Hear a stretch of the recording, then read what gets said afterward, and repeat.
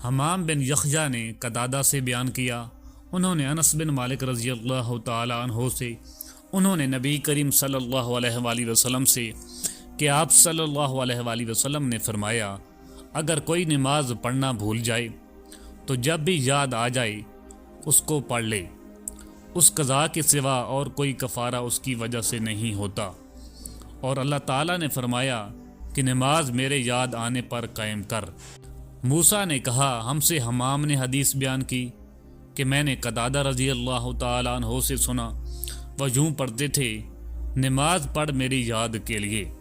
حبان بن ہلال نے کہا، ہم سے حمام نے بیان کیا، کہا ہم سے قتادہ نے، کہا ہم سے انس رضی اللہ تعالی عنہ نے، انہوں نے حضرت صلی اللہ علیہ وآلہ وسلم سے پھر ایسی ہی حدیث بیان کی۔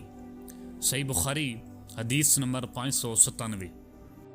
یحییٰ نے جو ابی کثیر کے بیٹے ہیں حدیث بیان کی ابو سلمہ سے، انہوں نے جابر رضی اللہ تعالی عنہ سے فرمایا، انہوں نے فرمایا کہ عمر رضی اللہ تعالی عنہ غزوہ خندق کے موقع پر ایک دن کفار کو برا بھلا کہنے لگے، فرمایا کہ سورج غروب ہو گیا، لیکن میں لڑائی کی وجہ سے نماز عصر نہ پڑھ سکا۔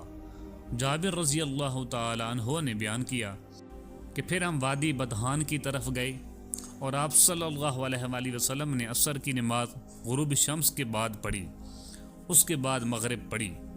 صحیح بخاری حدیث نمبر 598۔ یحییٰ بن سعید قطان نے کہا، ہم سے اوف عرابی نے کہا، ہم سے ابو المنہال سیار بن سلامہ نے، انہوں نے کہا کہ میں اپنے باپ سلامہ کے ساتھ ابو برزہ اسلمی رضی اللہ تعالیٰ عنہ کی خدمت میں حاضر ہوا۔ ان سے میرے والد صاحب نے پوچھا کہ رسول اللہ صلی اللہ علیہ وآلہ وسلم فرض نمازیں کس طرح یعنی کن کن اوقات میں پڑھتے تھے، ہم سے اس کے بارے میں بیان فرمائیے۔ انہوں نے فرمایا کہ آپ صلی اللہ علیہ وآلہ وسلم حجیر، ظہر جسے تم صلاۃ اولیٰ کہتے ہو، سورج ڈھلتے ہی پڑھتے تھے، اور آپ صلی اللہ علیہ وآلہ وسلم کے عصر پڑھنے کے بعد کوئی بھی شخص اپنے گھر واپس ہوتا اور وہ بھی مدینہ کے سب سے آخری کنارہ پر، تو سورج ابھی صاف اور روشن ہوتا۔ مغرب کے بارے میں آپ نے جو کچھ بتایا مجھے یاد نہیں رہا، اور فرمایا کہ عشاء میں آپ صلی اللہ علیہ وآلہ وسلم تاخیر پسند فرماتے تھے، اس سے پہلے سونے کو، اس کے بعد بات کرنے کو پسند نہیں کرتے تھے۔ صبح کی نماز سے جب آپ صلی اللہ علیہ وآلہ وسلم فارغ ہوتے تو ہم اپنے قریب بیٹھے ہوئے دوسرے شخص کو پہچان لیتے۔ آپ صلی اللہ علیہ وآلہ وسلم فجر میں 60 سے 100 تک آیتیں پڑھتے تھے۔ صحیح بخاری حدیث نمبر 599۔ عبداللہ بن سبا نے بیان کیا، کہا ہم سے ابو علی عبید اللہ حنفی نے، کہا ہم سے قرہ بن خالد سدوسی نے، انہوں نے کہا کہ ایک دن حضرت حسن بصری رحمۃ اللہ علیہ نے بڑی دیر کی اور ہم آپ کا انتظار کرتے رہے۔ جب ان کے اٹھنے کا وقت قریب ہو گیا تو آپ آئے اور بطور معذرت فرمایا کہ میرے ان پڑوسیوں نے مجھے بلا لیا تھا، اس لیے دیر ہو گئی۔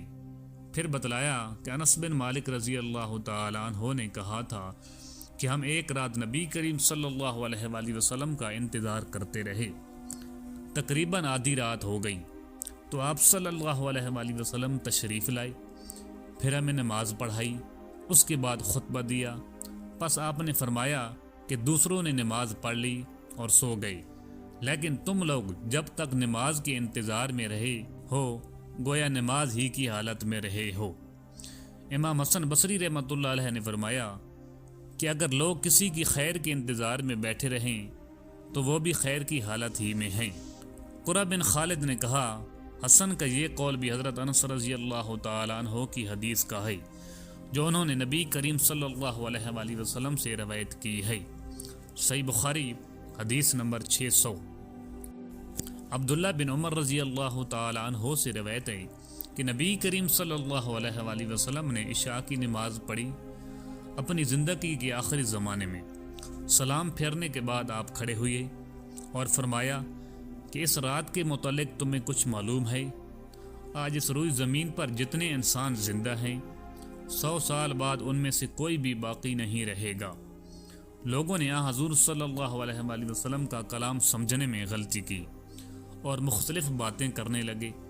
ابو مسعود رضی اللہ تعالیٰ عنہ نے یہ سمجھا کہ 100 برس بعد قیامت آئے گی، حالانکہ آپ کا مقصد صرف یہ تھا جو لوگ آج اس گفتگو کے وقت زمین پر بستے ہیں ان میں سے کوئی بھی آج سے 1 صدی بعد باقی نہیں رہے گا۔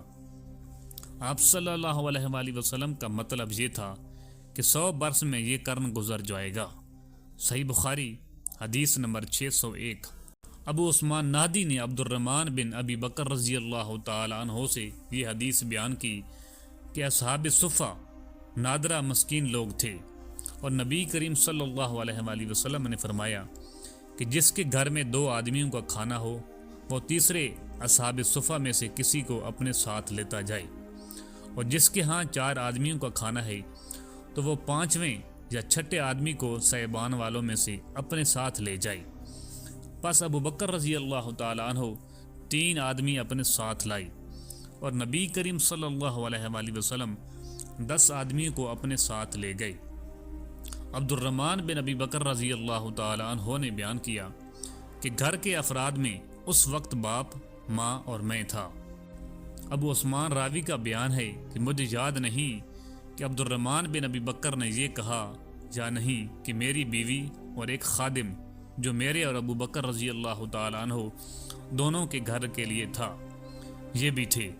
خیر ابو بکر رضی اللہ تعالیٰ عنہ نے نبی کریم صلی اللہ علیہ وآلہ وسلم کی یہاں ٹھہر گئے اور غالباً کھانا بھی وہیں کھایا۔ صورت یہ ہوئی نماز عشاء تک وہیں رہے، پھر مسجد سے نبی کریم صلی اللہ علیہ وآلہ وسلم کے حجرہ مبارک میں آئے اور وہیں ٹھہرے رہے تاکہ نبی کریم صلی اللہ علیہ وآلہ وسلم نے بھی کھانا کھا لیا، اور رات کا ایک حصہ گزر جانے کے بعد جب اللہ تعالیٰ نے چاہا تو آپ گھر تشریف لائے۔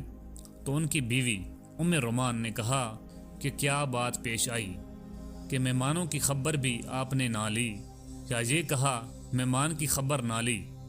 آپ نے پوچھا کیا تم نے ابھی انہیں رات کا کھانا نہیں کھلایا؟ ام رومان نے کہا کہ میں کیا کروں، آپ کے آنے تک انہوں نے کھانے سے انکار کیا، کھانے کے لیے ان سے کہا گیا تھا لیکن وہ نہ مانے۔ عبد الرحمن بن ابی بکر رضی اللہ تعالیٰ عنہ نے بیان کیا میں ڈر کر چھپ گیا۔ ابو بکر رضی اللہ تعالیٰ عنہ پکارا اے غنصر یعنی او پاجی۔ آپ نے برا بھلا کہا اور کوسنے دیے، فرمایا کہ کھاؤ تمہیں مبارک نہ ہو، خدا کی قسم میں اس کھانے کو کبھی نہیں کھاؤں گا۔ آخر مہمانوں کو کھانا کھلایا گیا۔ عبد الرحمن رضی اللہ تعالیٰ عنہ نے کہا خدا گواہ ہے کہ ہم ادھر ایک لقمہ لیتے تھے اور نیچے سے پہلے سے بھی زیادہ کھانا ہو جاتا تھا۔ بیان کیا کہ سب لوگ شکم سیر ہو گئے اور کھانا پہلے سے بھی زیادہ بچ گیا۔ ابو بکر رضی اللہ تعالیٰ عنہ نے دیکھا تو کھانا پہلے ہی اتنا یا اس سے بھی زیادہ تھا۔ اپنی بیوی سے بولے بنو فراس کی بہن یہ کیا بات ہے؟ انہوں نے کہا کہ میری آنکھوں کی ٹھنڈک کی قسم یہ تو پہلے سے 3 گنا ہے۔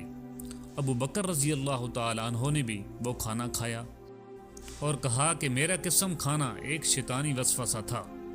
پھر ایک لقمہ اس میں سے کھایا اور نبی کریم صلی اللہ علیہ وآلہ وسلم کی خدمت میں بقیہ کھانا لے گئے اور آپ کی خدمت میں حاضر ہوئے۔ وہ صبح تک آپ کے پاس رکھا رہا۔ عبد الرحمن نے کہا ہم مسلمانوں کا ایک دوسرے قبیلے کے لوگوں سے معاہدہ تھا اور وہ معاہدہ کی مدت پوری ہو چکی تھی۔ اس قبیلے کا وفد معاہدہ سے متعلق بات چیت کرنے مدینہ میں آیا ہوا تھا۔